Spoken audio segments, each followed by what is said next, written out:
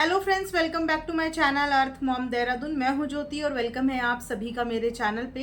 Channel में नए हैं तो प्लीज़ चैनल को सब्सक्राइब कीजिएगा। वीडियो पसंद आई तो लाइक कीजिएगा और कमेंट सेक्शन में अपने अपने कमेंट्स ज़रूर कीजिएगा।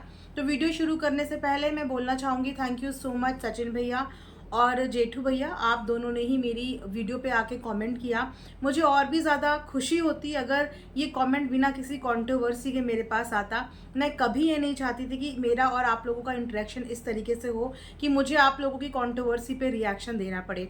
Well, thank you so much कि आप दोनों ने ही मेरे रिएक्शन को समझा और दोनों ने ही रिएक्शन की तारीफ करी। तो सबसे पहले सचिन भैया का एक कमेंट आया था मेरी वीडियो पे जहाँ पर उन्होंने लिखा था बिल्कुल साफ सीधा और सटीक reaction. Thank you so much. Situation को देखते हुए, पढ़ते हुए, उसके हिसाब से मुझे जितना समझ में आया है, जितना मैं समझ पाई, उसके हिसाब से मैंने रिएक्शन दिया। आपने मेरे रिएक्शन को अप्रिशिएट किया, इसके लिए थैंक यू सो मच। तो सचिन भैया के इस कमेंट के बाद जेठू भैया का भी रिप्लाई आया है मेरे ही वीडियो के नीचे, जहाँ पे उन्होंने जो कमेंट किया है उस पर उन्होंने अपना एक मैसेज भी कन्वे किया है। और डेफिनेटली मैंने कहा था अगर आपने इतने प्यार से और इतने रिस्पेक्टफुल तरीके से मुझे कोई मैसेज किया है तो मैं डेफिनेटली वो मैसेज कन्वे ज़रूर करूँगी और कोशिश करूँगी और एक्सपेक्ट करूँगी कि आपके उस मैसेज का रिप्लाई मिल पाए, एक संतुष्ट रिप्लाई, ताकि आपके भी माइंड में अगर कोई डाउट है चीज़ों को लेके तो वो भी क्लियर हो पाए। तो जेठू जी ने यहाँ पे लिखा है, मैम को नमस्ते, मैंने आपका पूरा वीडियो देखा। आपने सिर्फ स्थितियाँ सामने रखी हैं, अपनी तरफ से बहुत अच्छे से रखी हैं। सबसे बड़ी बात कि आपने बिल्कुल निष्पक्ष तरीके से अपनी बात रखी है। मैं सरिता जी का जीवन साथी हूँ और यह जो हमारी लड़ाई सचिन की नीयत, सचिन के काम करने के तरीके से चल रही है, उसको सरिता जी ने नहीं बल्कि मैं यानी जेठू ही लड़ रहा हूँ। क्योंकि सब जानते हैं कि सरिता जी थोड़े गर्म स्वभाव के इंसान हैं और वो ना किसी से कभी कुछ कहती हैं, ना सुनना पसंद करती हैं, और यही शायद उनका माइनस पॉइंट भी है। आपकी इस वीडियो पर सचिन साहब ने कुछ सटीक करके लिखा भी है जी। तो मैं आपसे रिक्वेस्ट करूंगा, क्योंकि अब आपका वीडियो सचिन और मुझे दोनों पक्षों को जायज़ लगा है, कि आप अपने एक वीडियो में सचिन से पूछें कि क्या आपका इशू गंगोरे से मात्र इसीलिए मिले थे कि आप हमेशा से नए नए क्रिएटर से मिलते रहते हैं? क्या आपके इस काम के पीछे कोई विशेष मोटिव नहीं था? क्या सचिन का हर काम जनरली ही हो जाता है? क्या सचिन का हर कंट्रोवर्सी वीडियो के पीछे कोई विशेष मोटिव नहीं होता है जी? तो सबसे पहले तो क्लियर कर दूं कि जितने भी वाद विवाद चल रहे हैं, जितने भी कंट्रोवर्सी चल रही है, वो चल रही है बिटवीन सचिन और जेठू जी। सरिता जी को उनके हस्बैंड ने इस समय पे पीछे इसीलिए भी मे भी रखा हो क्योंकि आप जानते हैं कि उनका छोटा बेबी भी है और इस समय उनके लिए इतना स्ट्रेस और इतना कंट्रोवर्सी में पढ़ना थोड़ा सा उनकी मेंटल स्ट्रेस के लिए ठीक नहीं रहेगा, क्योंकि फिर बेबी पे भी इस चीज़ का इम्पैक्ट पड़ता है। बेबी अभी मदर फीड पे भी होगा और अगर वो इसी कंट्रोवर्सी में पड़ी रही तो फिर बेबी को मदरहुड जर्नी जो उनकी इस समय चल रही है, इतने सालों बाद उनकी ज़िंदगी में खुशी आई है, कहीं ना कहीं मेंटल स्ट्रेस देखिए हो जाता है। तो इस बार इन्होंने ये क्लियर किया है मेरी वीडियो के नीचे कमेंट में कि ये बिटवीन सचिन और जेठू जी चल रहा है, यानी कि मैन टू मैन फाइट चल रही है। वो दोनों एक दूसरे से बातचीत कर रहे हैं। तो यहाँ पे जेठू जी को ये संदेह है और वो चाहते हैं कि ये क्वेश्चन सचिन भैया से पूछा जाए कि आप जो इशू से मिले थे, क्या आपका वाकई में सिर्फ मोटिव उनसे मिलना, उनकी बच्ची का बर्थडे अटेंड करना था, या इसके पीछे आपका कोई और रीज़न था? और हमेशा कंट्रोवर्सी वीडियो या कंट्रोवर्सी सिचुएशन क्रिएट करने के पीछे क्या आपका कोई ऐसा रीज़न होता है? अगर होता है या नहीं होता है, क्योंकि ये सिर्फ उनका संदेह भी हो सकता है, मिसअंडरस्टैंडिंग भी हो सकती है। कभी कभी क्या होता है कि जब दोनों लोगों के बीच में चीज़ें मिसमैच होने लगती है तो हम एक दूसरे के लिए बहुत सारे थॉट, बहुत सारे विचार अपने आप अपने दिल में रखने शुरू कर देते हैं। कहीं ना कहीं हो सकता है कि जेठू जी के माइंड में भी यही सब चीज़ें चल रही हों और सचिन भैया का ऐसा मोटिव हो ही ना उनके पास जाने का। वो इसीलिए चले गए हों कि जब तक हम अच्छे टर्म्स में थे तब तक उस रिस्पेक्ट में उन्होंने एक डिस्टेंस मेंटेन किया होगा इशू के साथ, लेकिन जब वो रिलेशनशिप 5 महीने पहले ब्रेक हो गया तो उन्होंने सोचा होगा कि चलो जब चीज़ें ख़त्म ही हो गई तो उसके बाद वो उनसे जाके मिल गए होंगे। अब ये सही क्या है, गलत क्या है, एग्जैक्ट रीज़न क्या है, ये सचिन भैया ही बता सकते हैं। फिलहाल जेठू जी का ये कमेंट था तो मैंने ये कमेंट यहाँ पे पढ़ लिया है। लेकिन एक चीज़ मुझे समझ में नहीं आती कि जब यहाँ पे दो लोगों की कंट्रोवर्सी होती है तो आप खुद सोचिए, सचिन भैया बार बार अपनी वीडियो में ये बोल रहे हैं कि इस चीज़ को यहाँ पे रोक लो। अब मैं रीज़न बताती हूँ कि क्यों। समझदारी इसी में होगी कि इस चीज़ को आप लोग ऑफ कैमरा सॉल्व कर लो, बिकॉज आपके भी दुश्मन होंगे, और सचिन भैया के भी दुश्मन होंगे। तो जब दो लोगों की लड़ाई होती है ना, तो वो दो लोगों के बीच की नहीं होती। यहाँ से आपके दुश्मन एक्टिव हो जाएंगे जो आपको नापसंद करते हो, क्योंकि जिंदगी में, दुनिया में हम हर किसी को खुश नहीं कर सकते। कोई ना कोई हमसे नाराज रह ही जाता है, किसी ना किसी से हमारे मन मुटाव हो ही जाते हैं। हम अपने एंड पे सोचते हैं कि हमने अपना 100% दिया, लेकिन कभी कभी हमारा 100% भी ना कम रह जाता है सामने वाले के लिए। उन्हें चीज़ें समझ में नहीं आती और हमसे शिकवे शिकायत हो जाते हैं। अब जैसे ही ये कंट्रोवर्सी शुरू हुई, आप देखिए कि कितने नए लोग आके सरिता जी के बारे में कितनी कुछ बातें बताने लगे, कोलैबोरेशन से रिलेटेड, अगली पिछली बहुत सारी चीज़ें। तो ऐसा होगा, अगर ये कंट्रोवर्सी आगे बढ़ी तो जितने भी सरिता को नापसंद करने वाले लोग हैं वो उनके लिए आके बात करेंगे, जितने सचिन भैया को नापसंद करने वाले लोग हैं वो उनके लिए आके बात करेंगे, और इसमें लोगों के मजे आ जाएंगे और आप लोगों को एक स्ट्रेस मिल जाएगा, है ना। और हो सकता है कि आगे चल के आप लोगों की चीज़ें सॉल्व भी हो जाएं, लेकिन एक स्ट्रेस जो कुछ टाइम के लिए रहेगा ना, वो स्ट्रेस ना तो आपको काम करने देगा ठीक से, और आपकी पर्सनल और प्रोफेशनल दोनों ही लाइफ हैम्पर होगी। मैं इसीलिए ये चीज़ें बोल रही हूँ क्योंकि मुझे आप दोनों ही अच्छे लगते हैं। मैं दोनों की ही वीडियो व्लॉग्स फॉलो करती हूँ, और मैं कभी भी नहीं चाहती कि छोटी मोटी मिसअंडरस्टैंडिंग की वजह से किसी का भी रिलेशनशिप ब्रेक हो, और अगर हो भी रहा है तो एक डिग्निटी के साथ ब्रेक होना चाहिए कि किसी को पता भी ना लगे, कानों कान खबर भी ना हो। 5 महीने से जो चीज़ें किसी को नहीं पता थी वो इस बार भी सामने नहीं आनी चाहिए थी। तो यहाँ पे थोड़ा सा पेशेंस रखने की ज़रूरत है। और बहुत अच्छी बात है कि सरिता जी इस मैटर से दूर है, क्योंकि ऑलरेडी उनके लिए लोग नेगेटिव सोचते हैं बिकॉज ऑफ उनका बिहेवियर, एक लाउड बिहेवियर वो रखती हैं, इम्पेशेंट है। हर किसी का नेचर देखिए सेम नहीं होता। मैं ये नहीं बोलूँगी कि वो अगर रिएक्ट करती है तो वो गलत करती हैं, वो रिएक्ट करती हैं। अपने लिए आवाज़ उठाना, अपने लिए स्टैंड लेना बिल्कुल भी गलत नहीं होता, और हर किसी को पूरा पूरा हक है कि अगर आपकी रिस्पेक्ट, मान सम्मान पे बात आए तो आपको बोलना पड़ता है और बोलना चाहिए भी। इसमें कोई भला और बुरा नहीं होता। और बड़े बुजुर्गों ने कहावत करी कि जो इंसान मुंह से बोल देता है ना, वो कभी भी दिल का बुरा नहीं होता, क्योंकि उसके दिल में जो होता है वो मुंह से बोल देता है। लेकिन जो इंसान मुंह से नहीं बोलता, चीजें छुपाता है, वो दिल में जहर लेके बैठा होता है ना। वहीं पे अगर सचिन भैया की बात करें तो सचिन भैया बहुत मैच्योर हैं, रिलेशनशिप को होल्ड करना और साथ चलना उन्हें आता है। इसीलिए शायद उन्होंने इस ट्रेंड की शुरुआत की थी, यही सोच के कि एक अच्छा बॉन्ड क्रिएट होगा, एक दूसरे के काम आएंगे। क्योंकि आप सब जानते हैं कि यूट्यूब का जो फ्यूचर है वो लॉन्ग लास्टिंग नहीं है, सबका डाउनफॉल आता है। तो उस डाउनफॉल में हमें कैसे एक दूसरे को पकड़ के साथ लेके चलना है, कैसे चीज़ें करनी है, वो हम तभी कर पाते हैं। बोलते हैं ना, एक अकेला इंसान फिर भी कमज़ोर होता है, लेकिन जब मुट्ठी बन जाती है 5 लोगों की तो उसे कभी भी कोई नहीं तोड़ सकता। तो जब भी आप लोगों के ग्रुप का जिक्र होता है, किसी के पार्टी फंक्शन का जिक्र होता है, तो माइंड में ऑब्वियस सी चीज़ें आ जाती हैं कि अच्छा इनके घर फंक्शन है तो ये भी देखने को मिलेगा, वो भी देखने को मिलेगा। और जितने भी नए क्रिएटर्स हैं उन्हें बहुत अच्छा लगता है, और आपके इस ट्रेंड को वो नए क्रिएटर्स भी फॉलो करना चाहते हैं, क्योंकि आपके इस ट्रेंड ने, ये गेट टुगेदर ने बहुत लोगों के अंदर जो है वो इंस्पिरेशन जगाई है कि हाँ, साथ में रह के भी काम हो सकता है। कहाँ लोग एक दूसरे से इतना कंपटीशन रख रहे हैं, व्यू के चक्कर में घर घर में कंट्रोवर्सी हो रही है, भाई भाई के बीच में, देवरानी जिठानी के बीच में, माँ बाप बेटे के बीच में, मतलब किस लेवल की कंट्रोवर्सी हो रही है। वहाँ पे आप सब लोगों का जो ग्रुप था वो एक मिसाल था कि बिना किसी कंपटीशन के भी आप लोग कैसे एक दूसरे को फुल सपोर्ट करते हो, एक दूसरे के वीडियो में बहुत अच्छे से आते हो, बहुत अच्छे से रिप्रेजेंट करते हो एक दूसरे को। तो थोड़ा सा डिसअपॉइंटमेंट हुआ, और इस समय पे पब्लिक भी, ऑडियंस भी बहुत ज़्यादा कंफ्यूज है कि ऑडियंस किसका फेवर ले और किसका पक्ष ले। बिल्कुल भी ऑडियंस को ये चीज़ें पसंद नहीं आ रही है।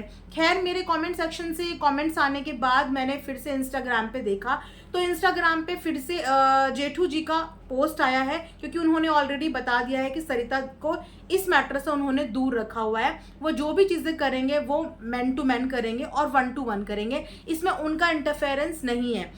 तो उन्होंने अपने इंस्टाग्राम पे जो पोस्ट किया था वो मैं आप लोगों के लिए यहाँ पे लगा भी दूंगी, साथ में पढ़ के भी सुना देती हूँ। जनवरी 15 और 16 2024 को हमारे घर के कार्यक्रम में हमारे द्वारा निमंत्रित सभी 35 से 40 क्रिएटर्स और अन्य सभी रिश्तेदारों, दोस्तों और अन्य मेहमानों जिन्हें हमने निमंत्रण दिया था और हमारा निमंत्रण स्वीकार कर जो आए थे और हमारे कार्यक्रम को बहुत प्यारा और शानदार बनाया था, लेकिन हमने घमंड में घर आए मेहमानों को अपने व्यवहार से दुखी किया या आप लोगों की जिस तरह से मुंह पर बेइज्जती करी, उसके लिए हम आप सबसे हमारा सर और अकड़ दोनों को झुकाकर दिल से माफ़ी मांगते हैं। हम जानते हैं ये कृत्य माफ़ी लायक तो नहीं, लेकिन फिर भी आप इसे हमारी पहली और आखिरी गलती समझकर माफ़ कर देना जी। प्लीज़ वहाँ आए सभी मेहमान इस पोस्ट पर अपनी बात लिखना जी। तो बहुत मैच्योरिटी के साथ और बहुत रिस्पेक्टफुल तरीके से यहाँ पे जेठू जी ने एक पोस्ट किया, जहाँ पे उन्होंने अपनी सारी गेस्ट लिस्ट पे जितने भी लोग आए थे, जितने नहीं आए थे, या जाने अनजाने उनसे ऐसा कुछ बिहेव हो गया हो जो रूड हो या जो किसी की मान सम्मान को ठेस पहुंची हो, तो उन्होंने यहाँ पे हाथ जोड़ के उन सभी क्रिएटर से माफ़ी मांगी है और झुके हैं, जो एक अच्छा जेस्चर है चीज़ों को ख़त्म करने के लिए। कि चलिए, अगर आपने कोई चीज़ शुरू करी और उसके बाद आपने अगर उस चीज़ों को एक्सेप्ट करके माफ़ी मांग ली, तो इससे बड़ी अपॉलॉजी और कुछ भी नहीं होती कि ठीक है, चीज़ें यहीं पे ख़त्म कर लेते हैं।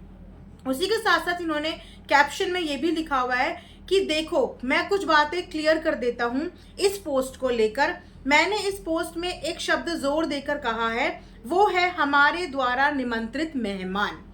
सेकंड, होना ये चाहिए कि हमारे यहाँ आए सभी मेहमानों को हमारे उस कार्यक्रम में हमारे द्वारा किए गए हर तरह के व्यवहार में सच्ची, स्पष्ट और ईमानदारी से कम एक लाइन तो लिखनी ही चाहिए। जो व्यूअर्स हैं उन्हें चाहिए कि वो उस समय के वीडियोस जाकर वापस देखें अपने अपने फेवरेट यूट्यूबर या इन्फ्लुएंसर का, फिर आकर बताएं कि हाँ, सरिता जी या जेठू या हमारे परिवार के अन्य सदस्य द्वारा किसी तरह का व्यवहार किया गया। तो इन्होंने ये बोला है, हमारा व्लॉग आप दोबारा जाके देखिए अगर आपको ये फील होता है कि वहाँ पे कुछ भी मिसबिहेव हुआ है, क्योंकि सचिन भैया का यही कहना है कि उनके साथ पार्टी के दौरान मिसबिहेव हुआ था और ये बिहेव पहली बार नहीं, इससे पहले भी एक दो बार हुआ था, जिस वजह से दूरियां जो है धीरे धीरे बढ़ने लगी। उसी के साथ साथ नेहा के लिए भी बोला जा रहा है कि नेहा ने भी जो है वो सचिन का सपोर्ट किया और अनफॉलो कर दिया। उसके बाद में भी सचिन ने बोला है कि सचिन अपनी फाइट लड़ने के लिए सक्षम है, उन्हें इस समय पे किसी भी क्रिएटर का ये सपोर्ट नहीं चाहिए। देखिए, ये होता है धर्म संकट। अब क्योंकि ये एक ग्रुप है और एक ग्रुप के दो लोगों के बीच में कंट्रोवर्सी छिड़ गई है और ग्रुप के मेंबर्स को डिवाइड करो तो ये एक ना समझ वाली बात हो जाएगी, क्योंकि दो लोगों के बीच की मिसअंडरस्टैंडिंग है। उसके लिए पूरे ग्रुप को तोड़ना, एक दूसरे के साथ मनमुटाव रखना बिल्कुल भी ज़रूरी नहीं है। दो लोगों की अगर आपस में नहीं बनती हैं तो वो दो लोग मैच्योरिटी के साथ अपना अपना रास्ता अलग कर सकते हैं। लेकिन ये एक्सपेक्ट करना कि वो मेरे लिए बोले, वो मेरे लिए बोले, या लोग सचिन को जाके बोल रहे हैं कि नेहा आपके लिए नहीं बोल रही है। वेल, सचिन ने इस बात का बहुत समझदारी से जवाब दिया कि मैं अपनी लड़ाई लड़ने के लिए सक्षम हूँ, नेहा क्यों बोलेगी।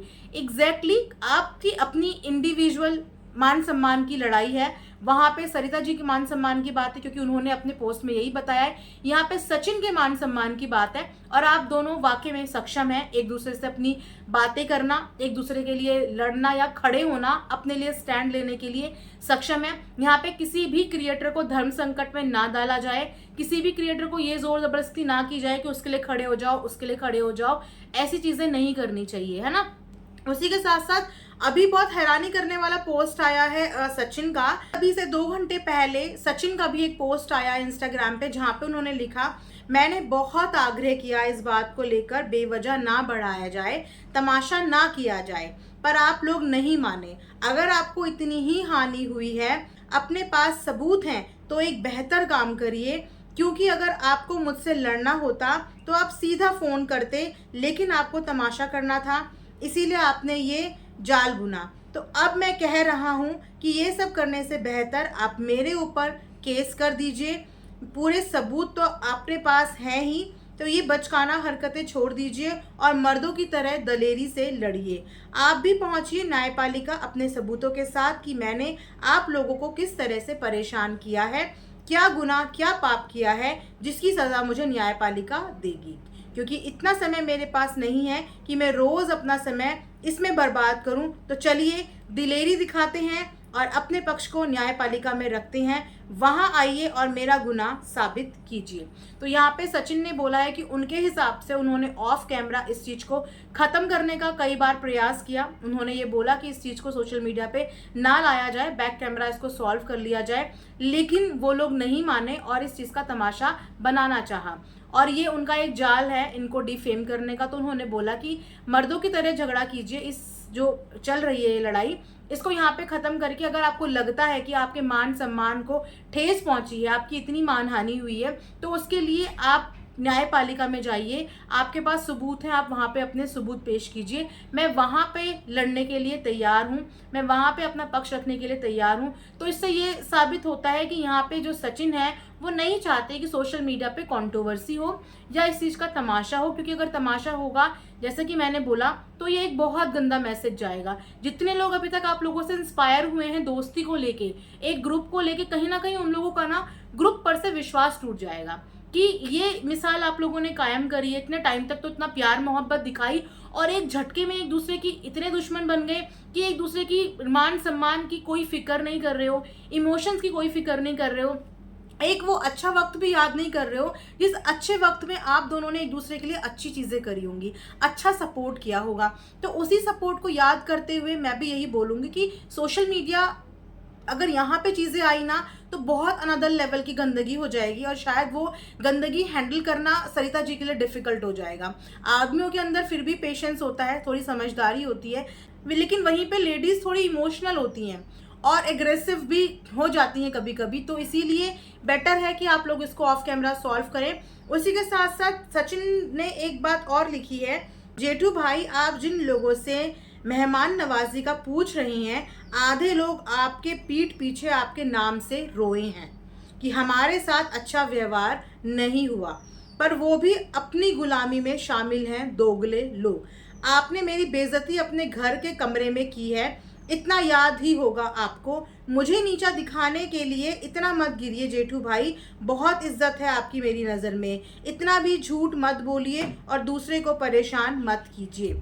अभी इस समय आप लोग दोनों एक दूसरे के ऊपर नेगेटिव चीज़ें ज़्यादा नोटिस कर रहे होंगे, लेकिन एक चीज़ आप दोनों ही ज़रूर नोटिस करना कि आप अभी भी उनकी रिस्पेक्ट में बात कर रहे हैं, अभी भी जेठू भाई बोल रहे हैं और अभी जेठू भाई भी रिस्पेक्ट में बात कर रहे हैं, सचिन को सचिन जी करके बात कर रहे हैं।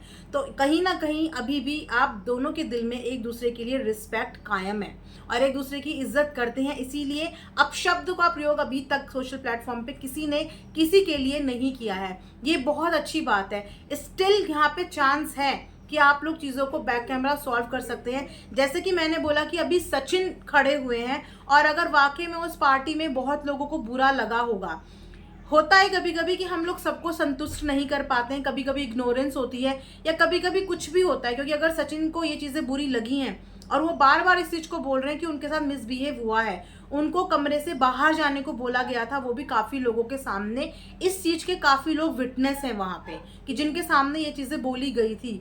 तो इस चीज़ को बेटर है या तो उसी समय सॉल्व कर लेना था अगर इतनी मेच्योरिटी होती, बट अगर नहीं चीज़ें सॉल्व हो पाई, स्टिल मैं बोलूँगी कि आप सोशल मीडिया से ये चीज़ें ले जाइए, क्योंकि दोनों के ही एनिमीज़, डिसलाइक करने वाले लोग एक्टिव हो गए हैं और ये कंट्रोवर्सी आप लोगों के एंड पे तो देखो एंड हो जाएगी, क्योंकि दोनों समझदारी से रिस्पेक्ट में एक दूसरे से बात कर रहे हैं। लेकिन जो बदतमीज़ लोगों की एंट्री हो जाएगी ना, वो बदतमीज़ कमेंट्स की एंट्री हो जाएगी, शायद उन कमेंट्स को झेलना और संभालना वो मुश्किल हो जाएगा, है ना। बोलते हैं नाम बनाने में बहुत साल लग जाते हैं, लेकिन नाम डुबाने में एक चुटकी भर लगती है कि एक चुटकी बजाई और नाम खराब कर दिया।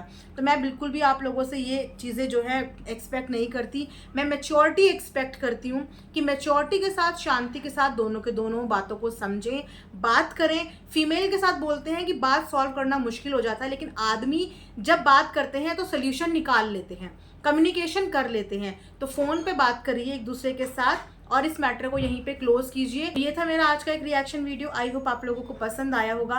प्लीज़ कमेंट सेक्शन में कमेंट ज़रूर कीजिएगा एंड अपने एंड पे आप लोग भी कोशिश कीजिएगा, जितने भी म्यूचुअल फैंस हैं, फॉलोवर्स हैं, कि ये लोग इस लड़ाई को, इस कंट्रोवर्सी को यहीं पे एंड कर दें।